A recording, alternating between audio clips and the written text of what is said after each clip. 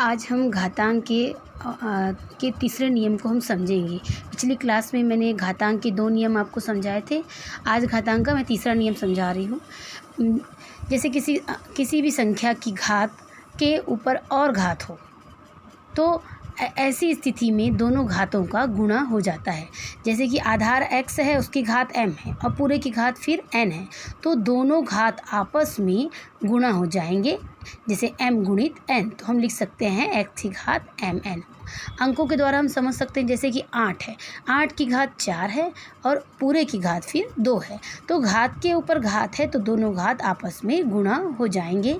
तो 8 की घात 4 गुणित 2 यानी कि 8 की घात 8, क्योंकि 4 दूनी 8 होता है। एक अन्य उदाहरण के द्वारा, जैसे 7 की घात 3 फिर घात है 8, तो दोनों घातों का आपस में गुणा होगा।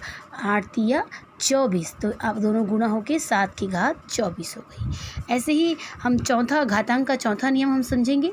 मान लीजिए कोई संख्या, दो अलग अलग संख्या की घात एक जैसी हो। जैसे यहाँ 2 संख्या हैं x और y, तो दोनों की घात सेम है, दोनों की घात n है, तो हम इन्हें अलग अलग लिखने की बजाय एक साथ भी लिख सकते हैं कि x गुणित y, और दोनों की घात को एक साथ हमने लिख दिया n। जैसे अंकों के द्वारा समझ सकते हैं, 6 की घात 3 है और 5 की घात भी 3 है।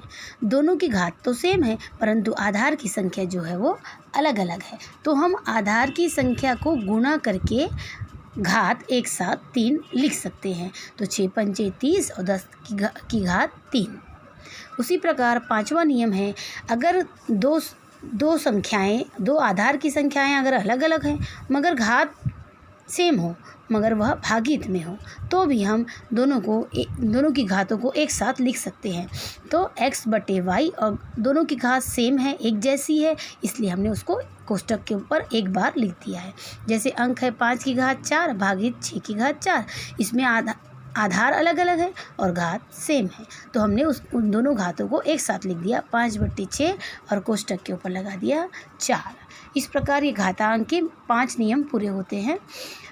कुछ गृह कार्य दिया जा रहा है जिसे कि आपको करके बताना है।